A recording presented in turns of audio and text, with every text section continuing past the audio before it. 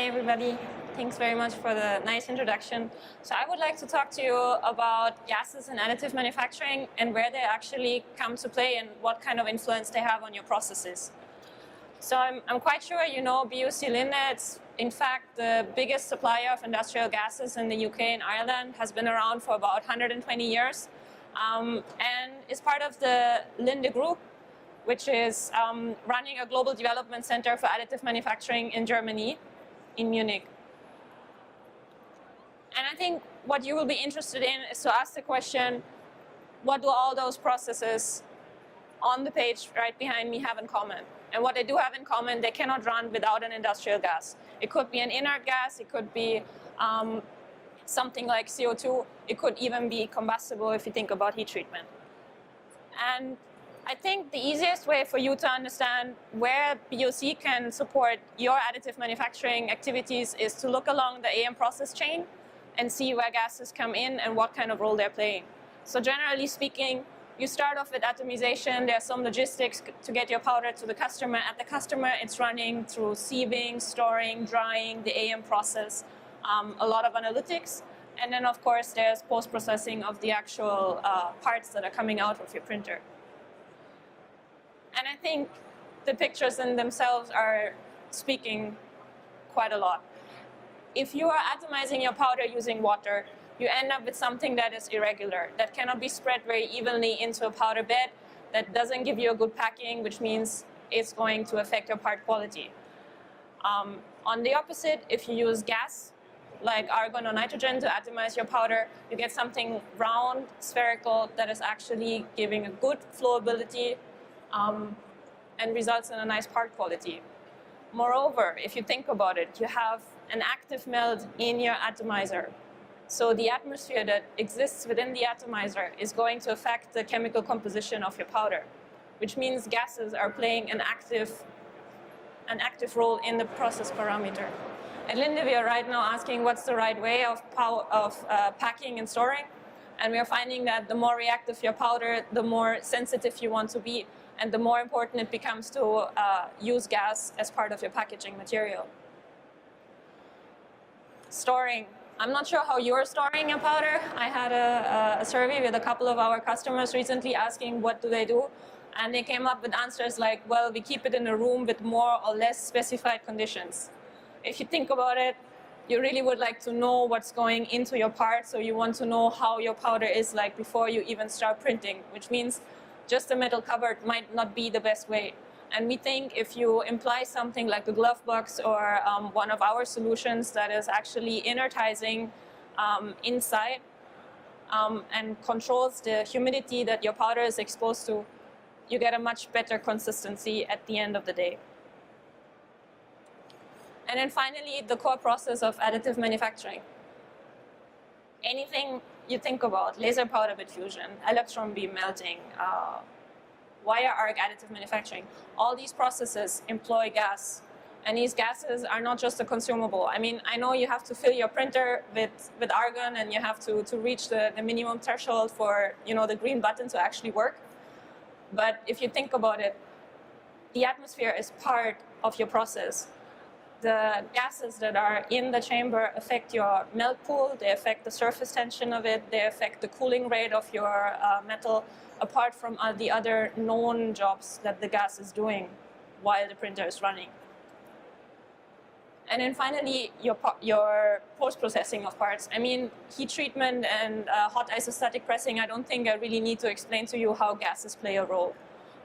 But what we found is that you can actually even employ gases to do surface treatment of your parts by actually using dry ice to blast at the material, which is helping you to accelerate the surface treatment, to smoothen up the surface and clean it in a very nice way.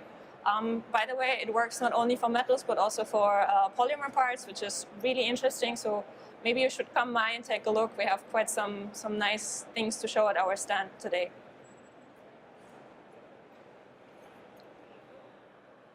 So looking back at the supply chain, gases are employed anywhere and everywhere there, and they play a very crucial part. So don't just treat it as a consumable. Try to look at it as something that, you know, can help you enhance each and every step.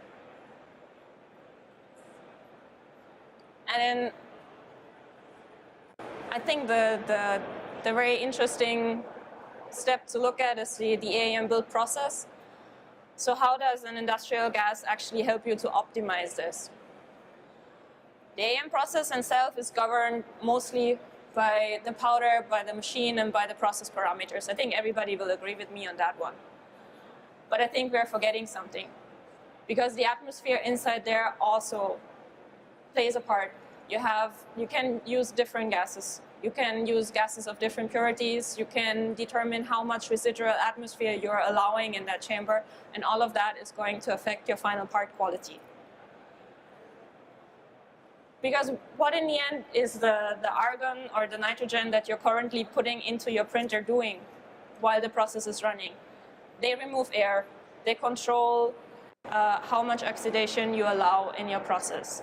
They also keep a slight overpressure to make sure that no atmosphere from the outside is seeping into your printer.